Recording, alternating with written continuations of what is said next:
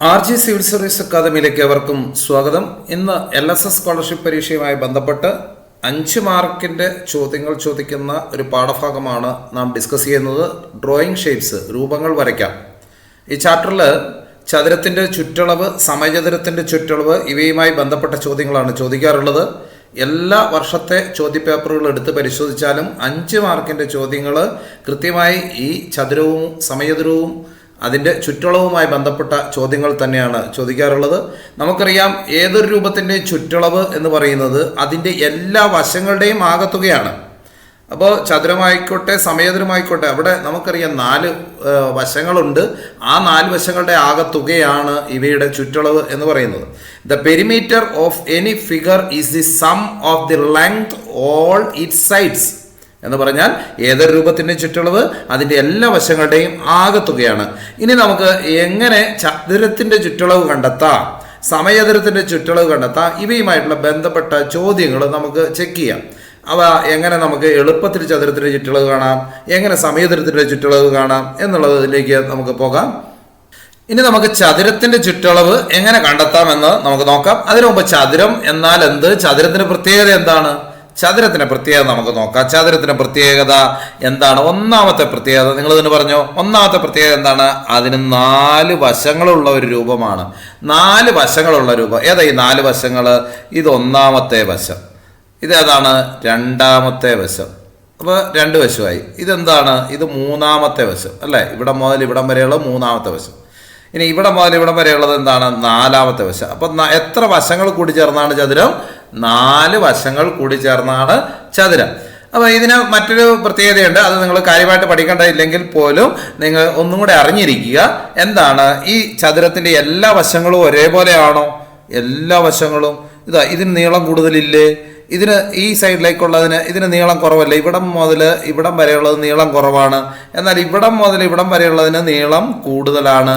അപ്പോൾ എല്ലാ വശങ്ങളും ഒരേപോലെ അല്ല. എന്നാൽ ഒരു പ്രത്യേകതയുണ്ട്, ഇതിൻ്റെ എതിർവശങ്ങൾ തുല്യമാണ്. എതിരെയുള്ള വശങ്ങൾ, ഇപ്പോൾ ഒന്നാമത്തെ വശം ഇവിടം മുതൽ ഇവിടം വരെയുള്ള വശം, ഇത് ഒന്നാമത്തെ വശം എന്ന് പറയും. ഇതിൻ്റെ എതിർവശം ഏതാണ്? ഈ 3ആണ്. അപ്പോൾ നോക്കിയേ, ഇതും തുല്യമാണ്. ഇവിടെ മുതൽ ഇവിടം വരെ ഇത് ഒരേപോലെയാണ്. ഇനി ഇവിടെ 2ൻ്റെ എതിർവശം ഏതാണ്? 4. അപ്പോൾ ഇതും 2ഉം 4ഉം തുല്യമാണ്. അപ്പോൾ ചതുരം എന്ന് പറയുന്നത് എന്താണ്? നമുക്കൊന്നും കൂടെ നോക്കാം. ചതുരം എന്ന് പറയുന്നത് 4 വശങ്ങൾ ഉള്ള ഒരു രൂപമാണ്. എന്ത്? ചതുരം. എത്ര വശമുള്ളതാണ്? 4 വശം. ഇനി നമുക്ക് ഇതിൻ്റെ ചുറ്റളവ് എന്താണെന്ന് നോക്കാം. ചുറ്റളവ് എങ്ങനെ കണ്ടെത്താമെന്ന് നോക്കാം. അപ്പോൾ ചുറ്റളവിനെ കുറിച്ച് നമ്മുടെ പുസ്തകത്തിൽ തന്നെ കൃത്യമായൊരു നിർവചനം കൊടുത്തിട്ടുണ്ട്. എന്താണ്? Perimeter of rectangle is twice the sum of 1 pair of horizontal and vertical sides.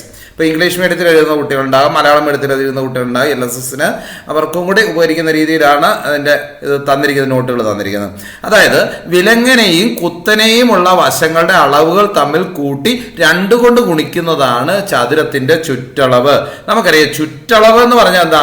ചുറ്റുമുള്ള അളവ്. ചുറ്റളവ് എന്ന് പറഞ്ഞാൽ ചുറ്റുമുള്ള, ഈ രൂപത്തിൻ്റെ ചുറ്റുമുള്ള അളവ് എത്ര എന്നാണ്.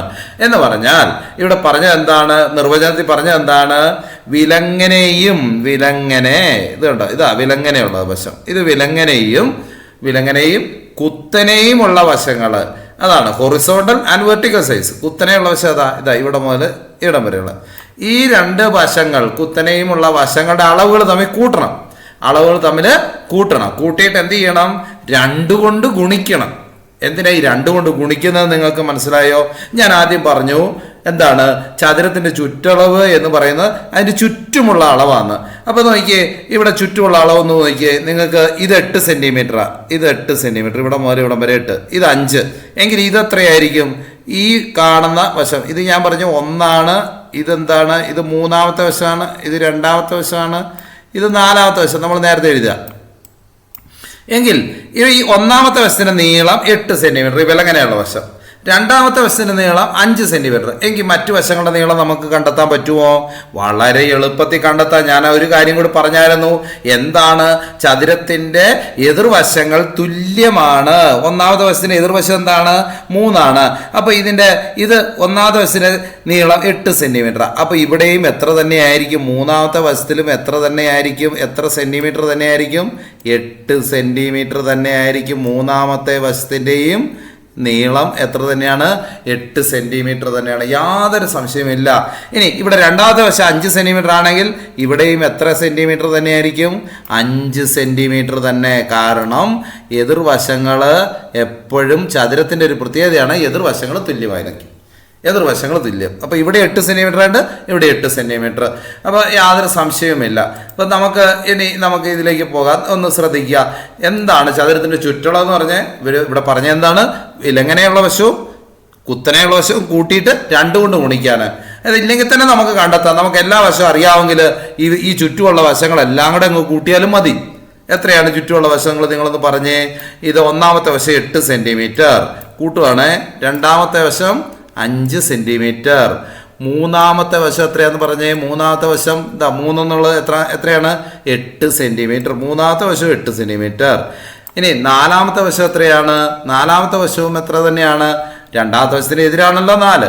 നാലാമത്തെ വശം 5 സെന്റിമീറ്റർ. അപ്പൊ നമുക്ക് എന്താണ് കിട്ടിയത്? ഉത്തരത്തിലേക്ക് വരാം. നമുക്ക് നോക്കാം. ഒന്നെങ്കിൽ നമുക്കിങ്ങനെ ചുറ്റുമുള്ള വശങ്ങൾ എല്ലാ വശത്തിൻ്റെ അളവ് അറിയാമെങ്കിൽ പിന്നെ അതങ്ങ് കൂട്ടിയാൽ മതി. ചുറ്റുമുള്ളതാണ് ചുറ്റളവ് എന്നുള്ളത്. ചുറ്റളവിന് ഇംഗ്ലീഷിൽ പറയുന്നത് എന്താണ്? പെരിമീറ്റർ. പെരിമീറ്റർ എന്നാണ് ചുറ്റളവ്. ചതുരം എന്ന് പറയുന്നത് റെക്റ്റാങ്കിൾ. അപ്പോൾ റെക്റ്റാങ്കിൾ, പെരിമീറ്റർ ഓഫ് റെക്റ്റാങ്കിൾ. അപ്പോൾ എന്താണ്? ചുറ്റുമുള്ള അളവ്. ചുറ്റുമുള്ള അളവ് നമുക്ക് കിട്ടി. എത്രയാണ്? 8 5 13, 13 8 21, 21 5 26, 21 5 26. ഇങ്ങനെ കൂട്ടുന്നതിനും പകരമായിട്ടാണ് ഇവിടെ ഇങ്ങനെ പറഞ്ഞത്. എങ്ങനെ? വിലങ്ങനെയും കുത്തനെയുള്ള വശങ്ങളുടെ അളവുകൾ തമ്മിൽ കൂട്ടുക. ഏതാണ്? ഇനി നമുക്ക് ഈ പറഞ്ഞ നിർവചനം, നമ്മുടെ പുസ്തകത്തിൽ പറഞ്ഞ നിർവചനത്തിലേക്ക് പോവാം. വിലങ്ങനെയും കുത്തനെയുള്ള വശങ്ങൾ തമ്മിൽ കൂട്ടുക. അപ്പൊ വിലങ്ങനെ എത്രയാണ്? 8. ഇതാ ഇവിടെ എഴുതിയിട്ടുണ്ട് 8. വിലങ്ങനെ 8. ഇനി കുത്തനെ എത്രയാണ്? 5. അപ്പൊ കൂട്ടി. വിലങ്ങനെയും കുത്തനെയുള്ള വശങ്ങൾ തമ്മിൽ കൂട്ടിയപ്പോൾ എത്ര കിട്ടി? 13 കിട്ടി. ഇനി അതിനെ എന്ത് ചെയ്യണം? 2 കൊണ്ട് ഗുണിക്കാനാണ് പറഞ്ഞേക്കുന്നത്. അപ്പോൾ വിലങ്ങനെ എന്ന് പറഞ്ഞാൽ ഒന്നാമത്തെ വശവും രണ്ടാമത്തെ വശം, കുത്തനെയുള്ളത് 2, 1ഉം 2ഉം കൂട്ടുക. എന്നിട്ട് എന്ത് ചെയ്യണം? അതിൻ്റെ ഉത്തരത്തെ 2 കൊണ്ട് ഗുണിക്കുക. അപ്പോൾ 13നെ 2 കൊണ്ട് ഗുണിച്ചപ്പോൾ നമുക്ക് ഉത്തരം എത്ര കിട്ടി? 26. കണ്ടോ, ഇവിടെ എത്ര കിട്ടിയത്? 26. 2 രീതിയിൽ നമുക്ക് കാണാം. എന്താണ് ചുറ്റളവ്? എന്താണ് പെരിമീറ്റർ ഓഫ് റെക്റ്റാങ്കിൾ എന്ന് പറയുന്നത്? ചതുരത്തിന്റെ ചുറ്റളവ് എന്ന് പറയുന്നത് അതിന്റെ ചുറ്റുമുള്ള അളവുകളുടെ ആകത്തുകയാണ്. ചുറ്റുമുള്ള അളവുകൾ കൂട്ടുക എന്നുള്ളതാണ്. അപ്പോൾ ഈ ചുറ്റുമുള്ള അളവുകൾ കൂട്ടുമ്പോൾ നമുക്ക് വളരെ എളുപ്പത്തിൽ കണ്ടെത്താനുള്ള ഒരു മാർഗമുണ്ട്. എന്താണ്? നിങ്ങൾ ചുറ്റുമുള്ള എല്ലാ അളവും കൂട്ടുമൊന്നും വേണ്ട. എന്താ ചെയ്യണ്ടേ? അതിന്റെ വിലങ്ങനെയും കുത്തനെയുമുള്ള അളവുകൾ തമ്മിൽ കൂട്ടി 2 കൊണ്ട് ഗുണിച്ചാൽ മതി. വിലങ്ങനെ 8, കുത്തനെ 5, 8 5 13. 13നെ എന്തുകൊണ്ട് ഗുണിച്ചാൽ മതി? 2 കൊണ്ട് ഗുണിച്ചാൽ മതി. കാരണം അതിന് തുല്യമാണ്. ഈ 8 5 13 2 തവണ ആവർത്തിക്കുന്നു എന്നാണ് ഇവിടെ. നോക്കിയേ, 8 × 5 വീണ്ടും 8 × 5, അതായത് അതിനെ 2 കൊണ്ട് ഗുണിക്കുക എന്നാണ് അർത്ഥം. അപ്പൊ നമുക്ക് ചതുരത്തിന്റെ ചുറ്റളവ് കാണാം. അത് മനസ്സിലായല്ലോ? ചതുരത്തിന്റെ ചുറ്റളവ് ഇനി ഒരിക്കലും മറന്നു പോകരുത്. വിലങ്ങനെയും കുത്തനെയുള്ള വശങ്ങളുടെ അളവുകൾ തമ്മിൽ കൂട്ടി 2 കൊണ്ട് ഗുണിക്കുക. Perimeter of A rectangle is twice the sum of 1 pair of horizontal and vertical sides. ഇനി നമുക്ക് ചതുരത്തിന്റെ ചുറ്റളവ് തന്നിട്ട് നീളത്തിന്റെ വീതിയുടെ തുക കാണാൻ എന്ത് ചെയ്യണം എന്നുള്ളതാണ്. നേരത്തെ നമ്മൾ നോക്കിയത് എന്താണ്? ചതുരത്തിന്റെ ചുറ്റളവ് കാണാനായിരുന്നു. ചതുരത്തിന്റെ ചുറ്റളവ് കാണുന്നത് എങ്ങനെയാണ്? വിലങ്ങനെയും കുത്തനെയുമുള്ള, അതായത് ഈ വിലങ്ങനെയും കുത്തനെയുമുള്ള വശങ്ങളുടെ അളവുകൾ തമ്മിൽ കൂട്ടി അതിനെ 2 കൊണ്ട് ഗുണിച്ചാൽ നമുക്ക് ചതുരത്തിന്റെ ചുറ്റളവ് കണ്ടെത്താം. അപ്പൊ അത് നമ്മൾ പഠിച്ചു. ചുറ്റളവ് എന്ന് പറഞ്ഞാൽ പെരിമീറ്റർ എന്നാണ്. ഇംഗ്ലീഷ് മീഡിയം കുട്ടികൾ ശ്രദ്ധിക്കുക. പെരിമീറ്റർ ഇപ്പൊ റെക്ടാങ്കിളിന്റെ പെരിമീറ്റർ ആണ്. അത് പെരിമീറ്റർ ഓഫ് റെക്ടാങ്കിൾ. അപ്പൊ ഇവിടെ നോക്കുക. ഇനി ചുറ്റളവ് തരികയാണ് നമുക്ക് തരുന്നത്. അടുത്ത ചോദ്യം ഇങ്ങനെ, ചുറ്റളവ് തന്നിട്ട് അതിന്റെ നീളവും വീതിയും കാണാം. ഏതാ ഈ നീളവും വീതിയും? നിങ്ങൾക്ക് സംശയം ഉണ്ടോ? നീളവും വീതി എന്ന് പറയുന്നത് അല്ലേ?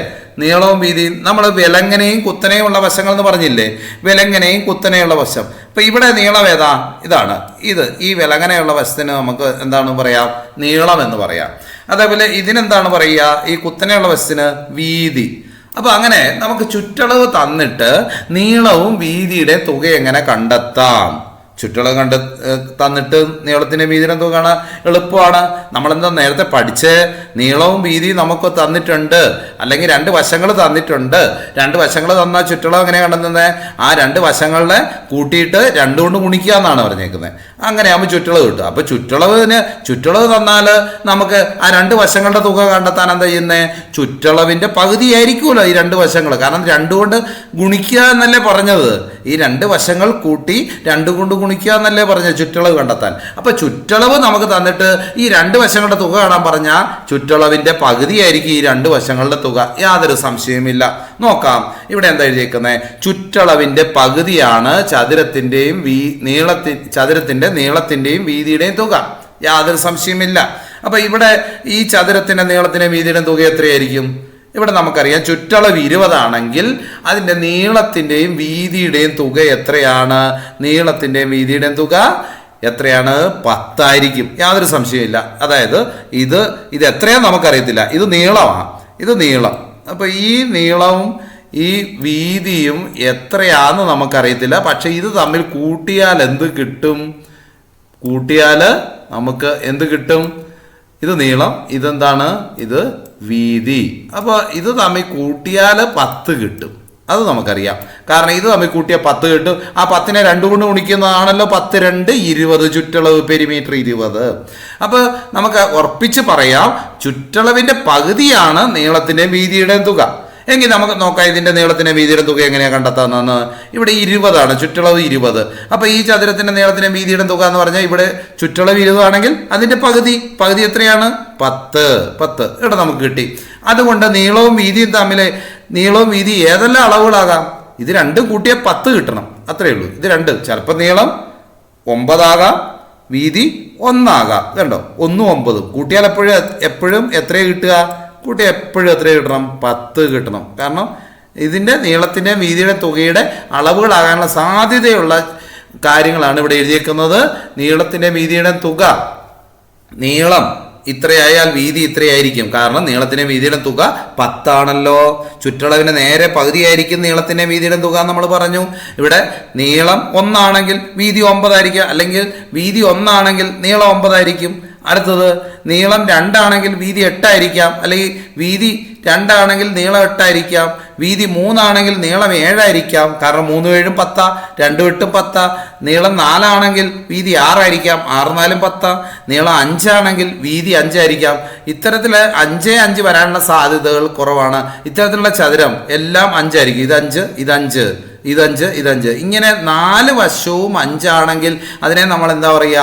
എല്ലാ വശവും ഒരേപോലെയുള്ളതിന് സമചതുരം എന്നാണ് പറയുന്നത്. അപ്പോൾ ഇതിൻ്റെ സാധ്യതകൾ ഇതൊക്കെയാണ്.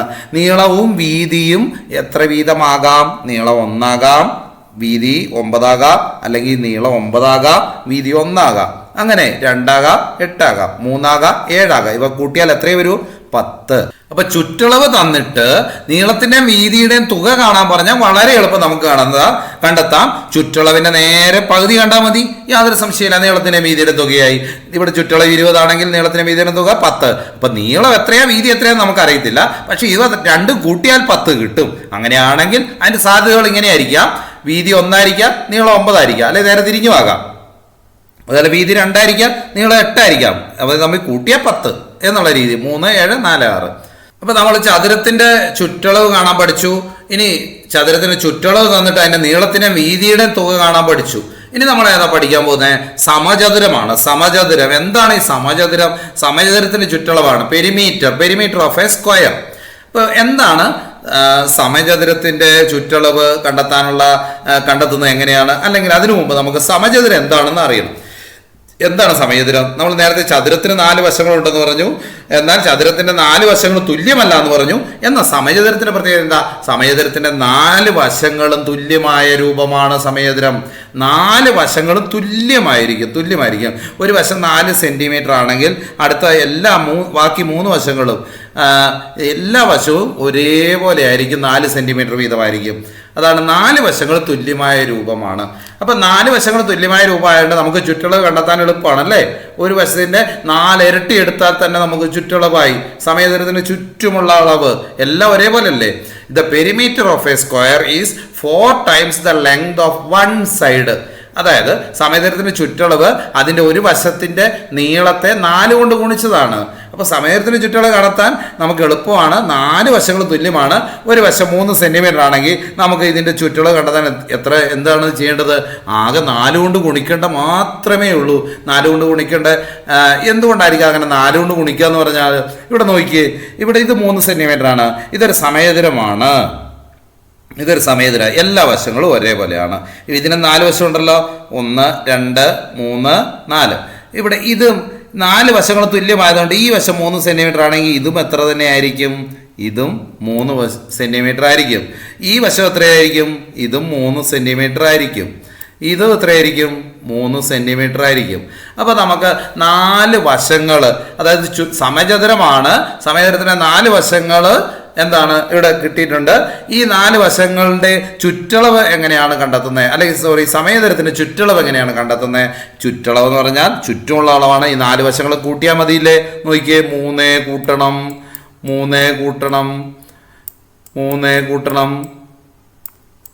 4 വശങ്ങൾ നമുക്ക് കിട്ടി. കാരണം സമയതരം എല്ലാ 4 വശങ്ങളും തുല്യമാണ്. അപ്പോൾ 3 3 6 6 3 9 9 3 12. നോക്കിയേ, ഇങ്ങനെ എല്ലാം കൂടെ കൂട്ടേണ്ട ആവശ്യമുണ്ടോ? നമുക്ക് ആവർത്തിച്ചുള്ള സങ്കലനമാണ് ഗുണനം, നമ്മൾ പഠിച്ചിട്ടുണ്ട് അല്ലേ. ആവർത്തിച്ച് ഇങ്ങനെ കൂട്ടേണ്ട ആവശ്യമുണ്ടോ? 4 വശങ്ങൾ തുല്യമാണ്. അപ്പോൾ ഒരു വശം 3 സെൻറ്റിമീറ്റർ ആണ്.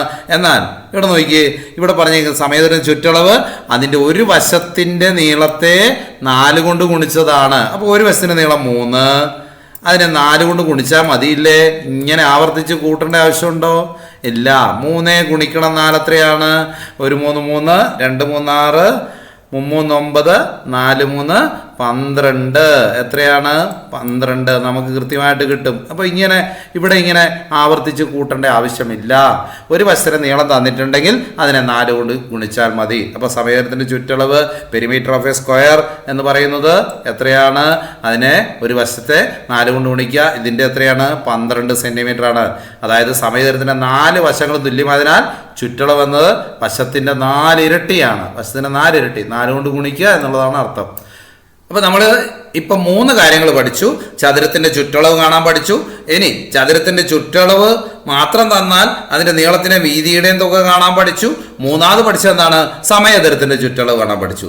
ഇനി നമ്മൾ 4മതൊരു കാര്യം പഠിക്കുന്നത്, സമയതരത്തിൻ്റെ ചുറ്റളവ് മാത്രം തരുന്നു എങ്കിൽ അതിൻ്റെ ഒരു വശം കാണുന്നത് എങ്ങനെയാണ്? സമയതരത്തിൻ്റെ ചുറ്റളവ് ഈ ചുറ്റുമുള്ള ആകെ അളവങ്ങ് തരുന്നു എങ്കിൽ അതിൻ്റെ ഒരു വശം, ഇതിൻ്റെ ഒരു സൈഡ്, ഇതിൻ്റെ ഈ ഒരു സൈഡിലെ അളവ് എത്രയാണ് എന്ന് കണ്ടെത്തുന്നത് എങ്ങനെയാണ്? അതാണ് ഇനി നമ്മൾ നോക്കാൻ പോകുന്നത്.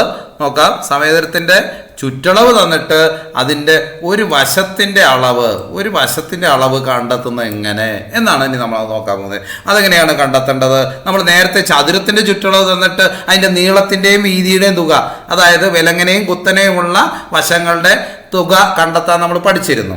അതേപോലെ തന്നെ സമയതരത്തിൻ്റെ ചുറ്റളവ് തന്നിട്ട് 4 വശങ്ങൾ തുല്യമായതാണല്ലോ സമയതരം. ചുറ്റളവ് തന്നിട്ട് അതിൻ്റെ ഒരു വശം കാണുന്നത് എങ്ങനെ നമുക്ക് നോക്കാം. ഇവിടെ നോക്ക്, സമയതരത്തിൻ്റെ ചുറ്റളവ് തന്നിട്ട് വശം കാണുന്നതിന് ചുറ്റളവിൻ്റെ പകുതിയുടെ പകുതി കണ്ടാൽ മതി. നേരത്തെ ചതുരത്തിൻ്റെ ചുറ്റളവ് തന്നിട്ട് അതിൻ്റെ നീളത്തിൻ്റെയും വീതിയുടെയും തുക, അതിൻ്റെ വിലങ്ങനെയും കുത്തനെയുള്ള വശത്തിൻ്റെ തുക കാണാൻ എന്താ ചെയ്തത്? ചതുരത്തിൻ്റെ ചുറ്റളവിൻ്റെ നേരെ പകുതി കണ്ടാൽ മതിയായിരുന്നു. ഇവിടെ സമയതരത്തിൻ്റെ ചുറ്റളവ് തന്നിട്ട് അതിൻ്റെ ഒരു വശം കാണാൻ അതിന് ചുറ്റളവിൻ്റെ പകുതിയുടെ പകുതി, നമുക്കത് വളരെ എളുപ്പം കണ്ടെത്താൻ പറ്റും. അല്ലെങ്കിൽ നമ്മൾ എന്ത് ചെയ്യണം?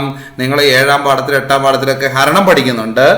അപ്പോൾ അല്ലെങ്കിൽ ചുറ്റളവിനെ 4 കൊണ്ട് ഹരിക്കണം, കാരണം 4 വശമാണല്ലോ ഉള്ളത്.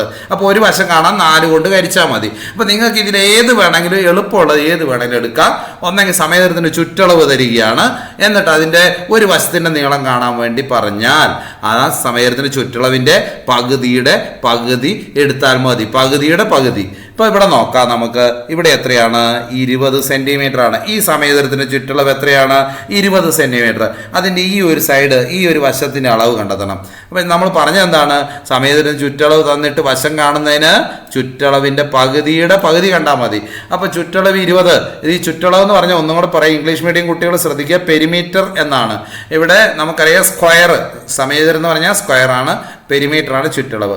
അപ്പോൾ ഇതിൻ്റെ പെരിമീറ്റർ ഇവിടെ 20 സെൻറ്റിമീറ്റർ ആണ് എങ്കിൽ അതിൻ്റെ ഒരു സൈഡ് കാണാൻ, ഒരു വൺ സൈഡ് ഇവിടെ നമുക്കറിയാം, ഈ സൈഡ് കാണാൻ വേണ്ടിയിട്ട് എന്ത് ചെയ്യണം, ഒരു സൈഡ് കാണാൻ വേണ്ടിയിട്ട് എന്ത് ചെയ്യണം? അപ്പോൾ ഒരു സൈഡ് കാണാൻ വേണ്ടിയിട്ട് അതിൻ്റെ പകുതിയുടെ പകുതി എടുത്താൽ മതി. അപ്പോൾ ചുറ്റളവ് 20 ആണെങ്കിൽ 20ൻ്റെ പകുതി എത്രയാണ്? 20ൻ്റെ പകുതിയുടെ പകുതി, 20ൻ്റെ പകുതി എത്രയാണ്? 10 ആണ്. 10ൻ്റെ പകുതി എത്രയാണ്? 5. അപ്പോൾ 20ൻ്റെ പകുതിയുടെ പകുതി എന്ന് പറയുന്നത് 5 ആണ്. നിങ്ങൾക്ക് ഏതാണ് എളുപ്പമുള്ളത്? അല്ലെങ്കിൽ 20നെ 4 കൊണ്ട് ഹരിക്കണം. അപ്പോൾ അതിലും ഭേദം നിങ്ങൾക്ക് ഇങ്ങനെ പറയാം, 20ൻ്റെ പകുതിയുടെ പകുതി, 20ൻ്റെ പകുതി 10, അതിൻ്റെ പകുതി 5, 10ൻ്റെ പകുതി 5. അപ്പം 20ൻ്റെ പകുതിയുടെ പകുതി എന്ന് പറഞ്ഞാൽ അതായത് 4 കൊണ്ട് ഹരിക്കുന്നതിന് തുല്യമാണ്. 20ൻ്റെ പകുതി എന്ന് പറയുന്നത് 2 കൊണ്ട് ഹരിക്കുന്നതിന് തുല്യം. 10നെ വീണ്ടും എന്ത് ചെയ്യുന്നു, അതിൻ്റെ പകുതിനെ വീണ്ടും 2 കൊണ്ട് ഹരിക്കുന്നതിന് തുല്യം. അപ്പം 4 കൊണ്ട് ഹരിക്കുന്നതിന് തുല്യമായി.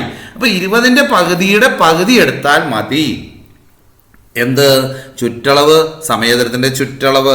ഒരു സ്ക്വയറിൻ്റെ പെരിമീറ്റർ തന്നിട്ട് അതിൻ്റെ ഒരു സൈഡ് കണ്ടെത്തുന്നതിന് വേണ്ടി, അല്ലെങ്കിൽ സമയതരത്തിൻ്റെ ചുറ്റളവ് തന്നിട്ട് അതിൻ്റെ വശം കണ്ടെത്തുന്നതിന് വേണ്ടി തന്നിരിക്കുന്ന ചുറ്റളവിൻ്റെ പകുതിയുടെ പകുതി എടുക്കുക. 20ൻ്റെ പകുതി 10, അതിൻ്റെ പകുതി എടുക്കണം 5. പകുതിയുടെ പകുതി എന്ന് പറഞ്ഞാൽ അതാ.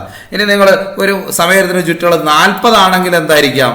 40 ആണെങ്കിൽ നിങ്ങളൊന്ന് പറഞ്ഞേ, 40 ആണെങ്കിൽ അതിൻ്റെ ഒരു വശത്തിൻ്റെ അളവ് എത്രയാ? സമയതരത്തിൻ്റെ ചുറ്റളവാണ് 40. അപ്പം 40ൻ്റെ പകുതി എത്രയാണ്? 20.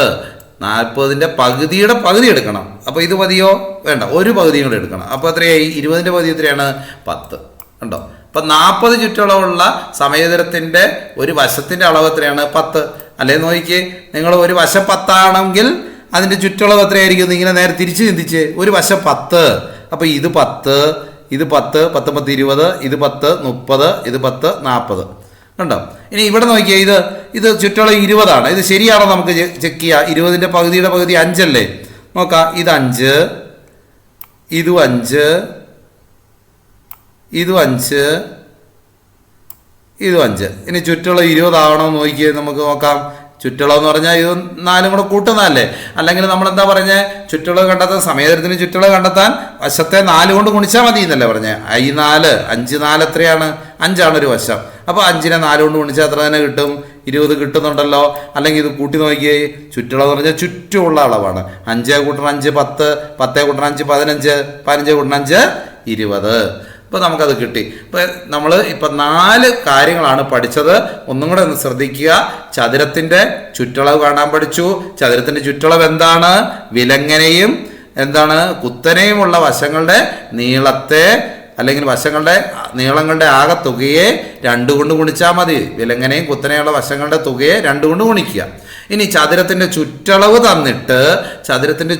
തന്നിട്ട് അതിൻ്റെ നീളത്തിൻ്റെയും വീതിയുടെയും തുക കാണാൻ, അല്ലെങ്കിൽ വിലങ്ങനെയും കുത്തനെയുള്ള വശങ്ങളുടെ തുക കാണാൻ എങ്ങനെയാണ്? ചുറ്റളവിൻ്റെ നേരെ പകുതി കാണുക. അതാണ് വിലങ്ങനെയും കുത്തനെയുള്ള വശങ്ങളുടെ നീളവും വീതി. ഇനി അടുത്ത് നമ്മൾ സമയതരത്തിൻ്റെ ചുറ്റളവ് എങ്ങനെ കണ്ടെത്തുന്നത്? ഒരു വശം തന്നാൽ ഇവിടെ 5, ഒരു വശം തന്നാൽ അതിനെ 4 കൊണ്ട് ഗുണിച്ചാൽ മതി. ഇനി മറ്റൊന്നെന്താണ്? സമയതരത്തിൻ്റെ ചുറ്റളവ് തരുന്നു, അതിൻ്റെ ഒരു വശത്തിൻ്റെ അളവ് കണ്ടെത്തുന്നത് എങ്ങനെയാ? ചുറ്റളവിൻ്റെ പകുതിയുടെ പകുതി കണ്ടാൽ മതി. അല്ലെങ്കിൽ ചുറ്റളവിനെ 4 കൊണ്ട് ഹരിക്കണം. ഇതിലേത് വേണമെങ്കിലും നിങ്ങൾക്ക് എടുക്കാവുന്നതാണ്. ഇനി നമുക്കൊരു ചോദ്യം നോക്കാം. LSS എക്സാമിനേഷൻ ഫെബ്രുവരി 2020, അതായത് കഴിഞ്ഞ വർഷം എന്ന് ഉദ്ദേശിക്കുന്നത് ഇപ്പോൾ നമ്മൾ കഴിഞ്ഞ വർഷം 2020, ഇനി നിങ്ങൾ എഴുതാൻ പോകുന്നത് 2021-ലെയാണ്. അപ്പോൾ കഴിഞ്ഞ വർഷത്തെ LSS എക്സാമിനേഷന് വന്ന ചോദ്യമാണിത്. ചിത്രത്തിൽ വലിയ ചതുരത്തെ ഒരേപോലുള്ള 2 സമചതുരങ്ങളും ഒരു ചെറിയ ചതുരവുമായി ഭാഗിച്ചിരിക്കുന്നു. ചിത്രത്തിൽ വലിയൊരു ചതുരമാണ് ഇതാണ് വലിയ ചതുരം. ഇതിനെ എത്ര ചതുരങ്ങളായി ഭാഗിച്ചിരിക്കുക? 3 ആയിട്ട് നിന്ന് നമുക്ക് പറയാം. അതിൽ എത്ര സമചതുരമുണ്ട്? സമചതുരം 1, സമചതുരം 2 സമചതുരങ്ങളും ഒരു ചെറിയ ചതുരവും. ഇവിടെ ഒരു ചെറിയ ചതുരം ഉണ്ടല്ലോ, ഇത് സമചതുരം അല്ല. ഇതിൻ്റെ 4 വശങ്ങളും ഒരേപോലെയാണോ? അല്ല, ഇതിൻ്റെ 4 വശങ്ങളും ഒരേപോലെ അല്ല, അതുകൊണ്ട് ഇതൊരു ചതുരം. അപ്പോൾ 2 സമചതുരവും ഒരു ചതുരവുമായി ഭാഗിച്ചിരിക്കുന്നു. സമചതുരത്തിൻ്റെ ഒരു വശം 8 സെൻറ്റിമീറ്റർ ആണ്. ഇത് 8 സെൻറ്റിമീറ്റർ ആണ്. അപ്പം തന്നെ നമുക്ക് ഒരു കാര്യത്തിൽ എത്താൻ പറ്റും. ഈ സമചതുരത്തിന് ഒരു വശം 8 സെൻറ്റിമീറ്റർ ആണെങ്കിൽ സമചതുരം നിങ്ങൾ എന്താണ് പഠിച്ചിരിക്കുന്നത്? എല്ലാ വശങ്ങളും തുല്യമാണ്, എല്ലാ സൈഡ്സും എന്താണ് ഈക്വൽ ആണ്. ഇത് 8 സെൻറ്റിമീറ്റർ ആണെങ്കിൽ ഇത് എത്ര സെൻറ്റിമീറ്റർ ആയിരിക്കും? ഇവിടെ നിന്ന് ഇവിടം വരെയുള്ളത് എല്ലാ വശങ്ങളും തുല്യമാണല്ലോ. ഇതും എത്രയാണ്? ഇതും 8 എങ്കിൽ ഇവിടെ മുതൽ ഇവിടം വരെയുള്ളത് എന്തായിരിക്കാം? ഇതും എത്ര സെൻറ്റിമീറ്റർ ആയിരിക്കാം? 8. ഇത് 8 ആയതുകൊണ്ട് ഇത് ഇവിടെ മുതൽ ഇവിടം വരെയുള്ളതും എന്തു തന്നെയായിരിക്കും? ഇതും 8 തന്നെയായിരിക്കും. അടുത്തത് ഇത് ഇവിടെ മുതൽ ഇവിടം വരെയുള്ളത് എത്ര തന്നെയായിരിക്കും? ഇത് 8 ആയതുകൊണ്ട് ഈ 8 എന്ന് പറയുന്നത് എന്താണ്? ഇവിടം മുതൽ ഇവിടം വരെയുള്ളതാണ്. അതേപോലെ ഈ 8 ഇവിടം മുതൽ ഇവിടം വരെയുള്ള. അപ്പോൾ ഇതാണ് സമചതുരം. അപ്പോൾ ഈ സമചതുരത്തിൻ്റെ ഇത് 8 സെൻറ്റിമീറ്റർ ആണ്. ഇതും എത്ര തന്നെയായിരിക്കും? ഇതും 8 സെൻറ്റിമീറ്റർ. ഇനി ഇവിടം മുതൽ ഇവിടം വരെയുള്ള ഈ ഭാഗമോ ഇതും എത്ര തന്നെയായിരിക്കും? ഇതും 8 സെൻറ്റിമീറ്റർ. കാരണം സമചതുരമാണ്. നമുക്ക് ഇത്രയും കാര്യങ്ങൾ കിട്ടിക്കഴിഞ്ഞു. ആ ചോദ്യം വന്ന പാടെ തന്നെ നമ്മൾ എഴുതി വെച്ചു. ഒരു സമചതുരമാണെങ്കിൽ അതിൻ്റെ എല്ലാ വശങ്ങളും തുല്യമാണ്. ഒരു വശം തന്നിട്ടുണ്ടെങ്കിൽ ബാക്കി എല്ലാ വശവും നമുക്ക് കണ്ടെത്താൻ പറ്റും. ഇത് 8 സെൻറ്റിമീറ്റർ ആണ്, ഇത് 8 ആണ്, ഇത് 8 ആണ്. പിന്നെ ഇതെത്രയാണ്? ഇത് നമ്മൾ എഴുതിയില്ലല്ലോ. ഇതും എത്ര തന്നെയായിരിക്കും? സമചതുരാണ്ട് ഇതും 8 തന്നെയായിരിക്കും. അപ്പോൾ ഇതിൻ്റെ എല്ലാ അളവും നമുക്ക് കണ്ടെത്തി. ഇനി നമുക്ക് ചോദ്യത്തിലേക്ക് പോകാം അല്ലേ? അപ്പോൾ ചോദ്യത്തിലേക്ക് പോവാം. അങ്ങനെയാണെങ്കിൽ മറ്റൊരു ചോദ്യം കൂടെ ചോദിക്കട്ടെ. ഈ സമചതുരത്തിൻ്റെ ഈ വലിയ ചതുരത്തിൻ്റെ ഒരു വശത്തിൻ്റെ നീളം എത്രയാണ്? വലിയ ചതുരം ഇതാണ്. ഈ വലിയ ചതുരത്തിൻ്റെ ഈ വശത്തിൻ്റെ നീളം എത്രയാണ്? ഇതാ ഇവിടെ എഴുതി വെച്ചിട്ടുണ്ട്. ഇവിടം വരെയുള്ളത് 8 ആണ്, ഇവിടം വരെയുള്ളത് 8 ആണ്. അപ്പോൾ 8ഉം 8ഉം ഇത് രണ്ടും കൂടെ കൂടിയാൽ എത്രയാണ്? 8ഉം 8ഉം. ഇവിടെ നമുക്ക് ഒരു കാര്യം കൂടെ പറയാം. 8 കൂട്ടണം 8 അല്ലേ? ഈ വലിയ ചതുരത്തിൻ്റെ ഒരു വശം എത്ര തന്നെയായിരിക്കും? 8 കൂട്ടണം 8 16 അല്ലേ? ഇവിടം വരെ 8, അത് കഴിഞ്ഞ് ഇവിടം വരെ 8. ഇത് 8 8 16. അപ്പോൾ ഇത് 16, ഇത് 16. ഇനി ഇതെത്രയായിരിക്കാം? ഇവിടം വരെ 8. അപ്പോൾ ഇനി കണ്ടെത്തേണ്ട ഭാഗം ഏതാണ്? ഇനി കണ്ടെത്തേണ്ട ഭാഗം ഇത് മാത്രമേ ഉള്ളൂ. നമുക്ക് ഇത് മാത്രമേ ഉള്ളൂ. വളരെ എളുപ്പം കണ്ടെത്താൻ പറ്റും. ആകെ ഇത് മാത്രമേ ഇനി നമുക്ക് കണ്ടെത്തേണ്ടതുള്ളൂ. കാരണം ഇവിടം മുതൽ ഇവിടം വരെയുള്ള ഭാഗം 8 ആണ്. ഇവിടം വരെ നമ്മൾ കണ്ടെത്തി. ഇനി നമുക്ക് ഓരോ ചോദ്യത്തിലേക്കും പോകാം. LSS എക്സാമിനേഷൻ ഫെബ്രുവരി 2020 ചോദിച്ച ചോദ്യമാണ്. ഇനി ഒന്നാമത്തെ ചോദ്യം എന്താ? ഒരു സമചതുരത്തിൻ്റെ ചുറ്റളവ് എത്ര? ചുറ്റളവ് ഇതാ. സമചതുരം 1 ഉണ്ട്, സമചതുരം 2 ഉണ്ട്. രണ്ടും ഒരേ അളവായതുകൊണ്ട് ഈ സമചതുരത്തിൻ്റെ ചുറ്റളവ് എത്രയാണ്? ഏതെങ്കിലും ഒരു സമചതുരത്തിൻ്റെ ചുറ്റളവ് കാണുന്നത് എങ്ങനെയാണ്? നമ്മൾ കൃത്യമായി പഠിച്ചിട്ടുണ്ട്. അതിൻ്റെ ഒരു വശത്തിൻ്റെ അളവിനെ 4 കൊണ്ട് ഗുണിച്ചാൽ മതി. അപ്പോൾ ഒന്നാമത്തെ ഈ ചോദ്യത്തിന് ഉത്തരം കണ്ടെത്താൻ പോവാണ്. വശത്തിൻ്റെ അളവ് 8. 8നെ എത്ര കൊണ്ട് ഗുണിക്കണം? 4 കൊണ്ട് ഗുണിച്ചാൽ മതി. എന്താണ് സമചതുരത്തിൻ്റെ ചുറ്റളവ് കാണാനുള്ള സമവാക്യം? അതായത് തന്നിരിക്കുന്ന വശത്തിൻ്റെ അളവിനെ 4 കൊണ്ട് ഗുണിക്കുക എന്നുള്ളതാണ് സമചതുരത്തിൻ്റെ ചുറ്റളവ്. അപ്പോൾ 8 4 എത്രയാണ്? 8 4 7 4 28, 8 4 32, 8 4 32. അപ്പോൾ നമ്മൾ 1 മാർക്ക് കിട്ടി. കണ്ടോ? ഇനി ഒരിക്കലും പോയാൽ ആ 1 മാർക്ക്. ഇനി നമുക്ക് അടുത്ത് നോക്കാം. അടുത്ത 2 മാർക്കിന് ഒരു വലിയ ചോദ്യമാണ്. ചെറിയ ചതുരത്തിൻ്റെ ചുറ്റളവ് 40 സെൻറ്റിമീറ്റർ. കണ്ടോ? ഈ ചതുരത്തിൻ്റെ ചുറ്റളവ് 40 സെൻറ്റിമീറ്റർ ആണ്. ഞാനിതൊന്ന് മായ്ച്ചു കളയട്ടെ. ഈ ചതുരത്തിൻ്റെ ചുറ്റളവ് എത്രയാണ്? 40 സെൻറ്റിമീറ്റർ ആണ്. അപ്പോൾ നമുക്ക് ഇവിടെ പറയുന്നുണ്ട് ഇതിൻ്റെ ചുറ്റളവ്. അപ്പോൾ നമുക്കിവിടെ എഴുതി വെക്കാം. ഇതിൻ്റെ ഉള്ളിൽ എഴുതി വെക്കാം. എത്ര സെൻറ്റിമീറ്റർ ആണ്? 40 സെൻറ്റിമീറ്റർ. അപ്പോൾ നമുക്ക് പെട്ടെന്ന് തന്നെ നമുക്ക് കണ്ടെത്താൻ പറ്റുന്ന ഒരു കാര്യം എന്താണ്? ഇതിൻ്റെ ചുറ്റളവ് 40, ഇതിൻ്റെ ചുറ്റുമുള്ള അളവ് 40 ആണ്. എങ്കിൽ അതിൻ്റെ നീളത്തിൻ്റെയും വീതിയുടെയും തുക, അതായത് വിലങ്ങനെയും കുത്തനെയുള്ളതിൻ്റെ തുക നമ്മൾ കണ്ടെത്താൻ പഠിച്ചിരുന്നു. എങ്ങനെയാണ് ചതുരത്തിൻ്റെ നീളത്തിൻ്റെയും വീതിയുടെയും തുക, അല്ലെങ്കിൽ വിലങ്ങനെയുള്ളതും കുത്തനെയുള്ളതുമായ വശങ്ങളുടെ തുക എങ്ങനെയാണ് കണ്ടെത്തുന്നത്? ചതുരത്തിൻ്റെ ചുറ്റളവിൻ്റെ നേരെ പകുതി കണ്ടാൽ മതി. അപ്പോൾ ഇവിടെ നീളത്തിൻ്റെയും വീതിയുടെയും തുക എത്രയാണ് നമുക്ക് കണ്ടെത്താൻ പറ്റും? ഈ ചതുരത്തിൻ്റെ ചുറ്റളവ് 40 ആണെങ്കിൽ നീളത്തിൻ്റെയും വീതിയുടെയും തുക, അതായത് നീളം കൂട്ടണം അത് ഞാൻ അവിടുന്ന് നമുക്ക് മാറ്റി എഴുതാം. നിങ്ങൾക്ക് കൺഫ്യൂഷൻ ഉണ്ടാകണ്ട. ഇവിടെ നമുക്ക് അതിനുള്ള സ്പേസ് കിട്ടിയാല. നീളത്തിൻ്റെയും വീതിയുടെയും തുക എന്താണെന്നുള്ളത് ഇത് ക്വസ്റ്റ്യൻ ബി അല്ലേ? ബിയുടെ ഉത്തരം നമുക്കിവിടെ എഴുതാം. ബി എന്താണ് നീളത്തിൻ്റെയും വീതിയുടെയും തുക. ചതുരത്തിൻ്റെ ചുറ്റളവ് 40 ചതുരത്തിൻ്റെ ചുറ്റളവ് 40 ആണെങ്കിൽ നീളത്തിൻ്റെയും നീളം കൂട്ടണം വീതി എത്രയായിരിക്കും? 40ൻ്റെ പകുതി. 40ൻ്റെ പകുതി എത്രയാണ്? 40ൻ്റെ പകുതി എത്രയാണ്? 40ൻ്റെ പകുതി 20. അപ്പം നീളത്തിൻ്റെയും വീതിയുടെ തുക എന്ന് പറയുന്നത് എത്രയാണ്? 20. അപ്പോൾ ഇവിടെ ചോദ്യം എന്താണ്? വീതി കാണാനാണ് പറഞ്ഞേക്കുന്നത്. വീതി കാണാൻ. അപ്പം നീളവും വീതിയും കൂട്ടിയാൽ 20 കിട്ടും. നീളവും വീതിയും കൂട്ടിയാൽ 20 കിട്ടും. ഉറപ്പല്ലേ? നീളവും വീതിയും കൂട്ടിയാൽ 20. കാരണം ചുറ്റളവ് 40. 40ൻ്റെ പകുതിയാണ് എന്ത്? 40ൻ്റെ പകുതിയാണ് 20. ഇനി നമുക്ക് ഇതിൽ ഏതെങ്കിലും ഇവിടെ തന്നിട്ടുണ്ടോ നോക്കിയേ. നീളം തന്നിട്ടുണ്ടോ? നീളം തന്നിട്ടില്ലേ? ഇതാ നീളം. ഇതാണ് നീളം. ഇവിടം വരെയുള്ളത്. ഇവിടം മുതൽ ഇവിടം വരെയുള്ള നീളം എത്രയാണ്? നീളം ഇതാ 8 കൂട്ടണം. ഇതിൻ്റെ നീളം തന്നിട്ടുണ്ട്. ഇതാ 8 കൂട്ടണം 8 സമം 16 നീളം. അപ്പം നീളം ഇവിടെ തന്നിട്ടുണ്ട് 16. ഈ ചതുരത്തിന് ചെറിയ ചതുരത്തിന് നീളം തന്നിട്ടുണ്ട് 16 കൂട്ടണം. നമുക്ക് എന്താ കിട്ടാത്തത്? വീതിയാണ്. ഇവിടെ വീതിയാണ് നമുക്ക് കിട്ടാത്തത്. 16 കൂട്ടണം വീതി സമം 16 കൂട്ടണം വീതി സമം എന്താണ്? 20. 16 കൂട്ടണം വീതി സമം 20 അല്ലേ? വളരെ എളുപ്പം. ഇനി നമുക്കറിയാം 16 നീളമാണെങ്കിൽ വീതി എത്രയായിരിക്കും? ആകെ 20 വരുന്നത്. അപ്പോൾ 16നോട് എത്ര കൂട്ടിയാലാ 20 കിട്ടുന്നത് നോക്കിയാൽ മതിയില്ലേ? വീതി 16 നീളം, വീതി എത്രയാണ്? 16, 17, 18, 19, 20. അപ്പോൾ എത്രയായി? നമ്മൾ കൈവിരൽ എണ്ണിയാൽ തന്നെ 4 അല്ലേ?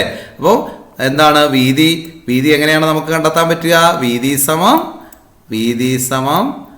20 കുറയ്ക്കണം 16 എഴുതിയാലും മതി. 20ൽ നിന്ന് 16 കുറച്ചാലും മതി. അല്ലെ നമുക്ക് കൈവിരലിൽ എണ്ണിയാൽ മതി. എത്രയാ? 16നോട് എത്ര കൂട്ടിയാൽ 20 കിട്ടും? 16നോട് എത്ര കൂട്ടിയാൽ 20 കിട്ടും? 4. അപ്പോൾ നമുക്ക് ഉത്തരം കിട്ടി. 2 മാർക്ക്. ഉത്തരം എത്രയാണ്? ഉത്തരം 4. 2 മാർക്ക് ഉറപ്പിച്ചു. 2 1 3 മാർക്ക് ഉറപ്പിച്ചില്ലേ? വളരെ എളുപ്പം നമുക്ക് കിട്ടി. അപ്പോൾ ഈ വീതി നമ്മൾ ഇതാണ് ഇനി കിട്ടാൻ ഇനി. അപ്പോൾ ഇവിടെ നീളം 16 നമുക്ക് കിട്ടി. ഈ വീതി എത്രയാണ്? ഇതായിരുന്നു നമുക്ക് കിട്ടാൻ ഇനി ബാക്കി ഉണ്ടായിരുന്നത്. ഈ വീതി എത്രയാണ്? 4. അപ്പം 4 കിട്ടി. ഈ വീതി 4, നീളം 16. അപ്പോൾ നമുക്ക് കൃത്യമായിട്ട് ഇതും കിട്ടി. ഇനി നമുക്ക് അടുത്തതിലേക്ക് എത്താം. വലിയ ചതുരത്തിൻ്റെ ചുറ്റളവ് എത്ര? വലിയ ചതുരത്തിൻ്റെ ചുറ്റളവ് ഞാനിതൊന്ന് മായ്ച്ചു കളയാം. നിങ്ങൾക്ക് വലിയ ചതുരം എന്ന് പറയുന്നത് ഏതാണ്? വലിയ ചതുരം എന്ന് പറയുന്നത് ഏതായിരിക്കാം? വലിയ ചതുരം എന്ന് പറയുന്നത് ഈ കാണുന്ന 2 സമചതുരവും ഈ ചെറിയ ചതുരവും ഉൾപ്പെടുന്നതാണ് എന്ത്? വലിയ ചതുരം. അപ്പോൾ ഇതാണ് വലിയ ചതുരം, ഇത് വലിയ ചതുരം. ഈ വലിയ ചതുരത്തിൻ്റെ ചുറ്റളവ് എത്രയാണ്? വലിയ ചതുരത്തിൻ്റെ ചുറ്റളവ് കാണാൻ നമുക്കിവിടെ വളരെ എളുപ്പമാണ്. ഓരോ വശങ്ങളെല്ലാം തന്നിട്ടുണ്ട്. ഒന്ന് പറഞ്ഞേ, വലിയ ചതുരത്തിൻ്റെ ചുറ്റളവ് നമുക്ക് കണ്ടെത്താം. വശങ്ങൾ എത്രയാണ്? ഇതാ ഒന്നാമത്തെ വശം. ഈ വശം എന്താണ്? ചതുരത്തിൻ്റെ ചുറ്റളവ് കാണാൻ നമുക്കറിയാം. വശങ്ങൾ അതായത് വിലങ്ങനെയുള്ള വശവും കുത്തനെയുള്ള വശവും കൂട്ടിയിട്ട് 2 കൊണ്ട് ഗുണിച്ചാൽ മതി. ഇവിടെ വിലങ്ങനെയുള്ള വശം എത്രയാ? ഇതാണ്. ഇതെത്രയാണ്? 8 8 16. 8 8 16. അപ്പോൾ വലിയ ചതുരമാണ്. ഇതാണ് ഈ വലിയ ചതുരം എന്ന് പറഞ്ഞാൽ ഇവിടം മുതൽ ഇവിടം വരെ ഉള്ളതാണ് ഈ വലിയ ചതുരം. അപ്പോൾ അത് ഒന്ന് നമുക്ക് ഇപ്പം വരച്ചതൊന്ന് മായ്ച്ചു കളയാം. വലിയ ചതുരത്തിൻ്റെ ചുറ്റളവ് നമുക്ക് നോക്കാം. അപ്പോൾ ഇത് ഈ വശം 16. അപ്പോൾ വിലങ്ങനെയുള്ള വശം 16. ഇനി കുത്തനെയുള്ള വശമാണ് നമുക്ക് കണ്ടെത്തേണ്ടത്. കുത്തനെയുള്ള വശം എത്രയാണ്? ഇവിടം മുതൽ, ഇത് സമയത്തിലായതുകൊണ്ട് ഇവിടം മുതൽ ഇവിടം വരെ 8 കണ്ടു. പിന്നെ നമ്മൾ ഈ രണ്ടാമത്തെ ചോദ്യത്തിൽ തന്നെ അതിൻ്റെ വീതി കണ്ടെത്തിയിരുന്നു. ഇതിൻ്റെ ഈ ചെറിയ ചതുരത്തിൻ്റെ വീതി കണ്ടെത്തിയിരുന്നു. ചെറിയ ചതുരത്തിൻ്റെ വീതി എത്രയാണ്? ചെറിയ ചതുരത്തിൻ്റെ വീതി 4. ഈ ചെറിയ ചതുരത്തിൻ്റെ വീതി 4. അപ്പോൾ ഇവിടെ നമുക്ക് വിലങ്ങനെയുള്ളത് വശത്തിൻ്റെ നീളം 16, കുത്തനെയുള്ള വശത്തിൻ്റെ നീളം 8 4 12. ഇവിടെ മുതൽ ഇവിടം വരെയല്ലേ? അപ്പോൾ 8 4 12. അപ്പോൾ ഉത്തരം ആയോ? ഉത്തരം ആയിട്ടില്ല. എന്നിട്ടോ ഇത് വിലങ്ങനെയുള്ള കുത്തനെയുള്ള വശങ്ങളുടെ തുക കണ്ടിട്ട് അതിനെ 2 കൊണ്ട് ഗുണിക്കണ്ടേ? അപ്പോൾ എന്നിട്ട് എന്ത് ചെയ്യണം? 16 കൂട്ടണം 12 എത്രയാണ്? 16 കൂട്ടണം 12. 16 കൂട്ടണം 12 എത്രയാണ്? 16 10 26 2 28. ഇനി ഇതിനെ എന്ത് ചെയ്യണം? വിലങ്ങനെയുള്ള വശം കൂട്ടണം, കുത്തനെയുള്ള വശം ഗുണിക്കണം 2. വിലങ്ങനെയുള്ള വശവും കുത്തനെയുള്ള വശവും കൂട്ടിയതിന് ശേഷം 2 കൊണ്ട് ഗുണിക്കുന്നതാണ് ചതുരത്തിൻ്റെ ചുറ്റളവ്. അപ്പോൾ എന്താണ്? 28നെ എന്ത് ചെയ്യണം? 28നെ എന്ത് ചെയ്യണം? 2 കൊണ്ട് ഗുണിക്കണം. 28 2 28 2 56. 28 2 എത്രയാണ്? 56. നിങ്ങൾ ഗുണിച്ചു നോക്കുക. 28 2 56, അല്ലെങ്കിൽ 28ന്റെ ഇരട്ടി എന്ന് പറയുന്നത് 8 2 16. 8 2 16. System 1 2 2 4, system 1 2 2 4 1 5 56. ഇപ്പൊ നമുക്ക് മനസ്സിലായല്ലോ. അപ്പോൾ 5 മാർക്കും നമുക്ക് സ്വന്തമാക്കാൻ പറ്റും. ഇവിടെ ആദ്യം പറഞ്ഞ സമയതരത്തിന് ചുറ്റുളവായിരുന്നു. ഇത് സമയതരമാണ്. ഒരു വശം തന്നിട്ടുണ്ടെങ്കിൽ പിന്നെ നമുക്ക് എളുപ്പമാണ്. അതിനെ 4 കൊണ്ട് ഗുണിച്ചാൽ മതി. 8 4 32. ഇനി ചെറിയ ചതുരത്തിന്റെ ചുറ്റളവ് 40 സെന്റിമീറ്റർ. ചതുരത്തിന്റെ ചുറ്റളവ് തന്നിട്ട് അതിന്റെ നീളത്തിന്റെ വീതിയുടെ തുക കാണാൻ നമ്മൾ പഠിച്ചിരുന്നു. ചതുരത്തിന്റെ ചുറ്റളവ് തന്നിട്ട് ചുറ്റളവ് 40 സെന്റിമീറ്റർ ആണ്. അതിന്റെ നീളത്തിന്റെ വീതിയുടെ തുക എന്ന് പറഞ്ഞാൽ അതിന്റെ പകുതി കാണുക. 40ന്റെ പകുതി എത്രയാണ്? ഇതാ 20. 40ന്റെ പകുതി 20. ഇനി അപ്പോൾ നീളവും വീതിയും കൂട്ടുന്നതാണ് 20. ഈ നീളവും ഈ വീതിയും കൂട്ടുന്നതാണ് 20. എങ്കിൽ ഇവിടെ നീളം എത്രയാണെന്ന് നമുക്ക് തന്നിട്ടുണ്ട് നേരത്തെ. കാരണം ഈ 2 സമയതരം കൂടി ചേരുന്ന ഈ ചെറിയ ചതുരത്തിന്റെ നീളം. അപ്പോൾ എത്രയാ? 16 ഇതാ 8 കൂട്ടണം 8 കൂട്ടണം 8 16. അപ്പോൾ വീതി കണ്ടെത്തിയാൽ മതി. അപ്പോൾ ഇവയുടെ തുക എന്ന് പറയുന്നത് 20 നമുക്കറിയാം. കാരണം ഈ ചതുരത്തിന്റെ ചുറ്റളവിന്റെ പകുതിയാണിത്. അപ്പോൾ 16 കൂട്ടണം വീതി സമയം 20. 16നോട് എത്ര കൂട്ടിയാൽ 20 കിട്ടും? 16. അപ്പം എത്ര കൂട്ടണ്ടേ? 4. അല്ലെ 20 16 കുറച്ചാൽ മതി, വീതി കിട്ടും 4. അപ്പോൾ ഇതിന്റെ വീതി നമുക്ക് കിട്ടി. ഇനി നമുക്ക് വളരെ എളുപ്പത്തിൽ വലിയ ചതുരത്തിന്റെ ചുറ്റളവ് നമ്മൾ കണ്ടെത്തി. വലിയ ചതുരത്തിന്റെ വിലങ്ങനെയുള്ളത് 16 നേരത്തെ അറിയാം. കുത്തനെ ഉള്ളതിന് ഈ ഭാഗം നമുക്ക് കിട്ടാനുള്ളായിരുന്നു. അതും കൂടെ കിട്ടി 4. അപ്പോൾ 4 8 12. അപ്പോൾ ഈ ഭാഗം കിട്ടി. 16 കൂട്ടണം 12 അതെത്രയാണ്? 28.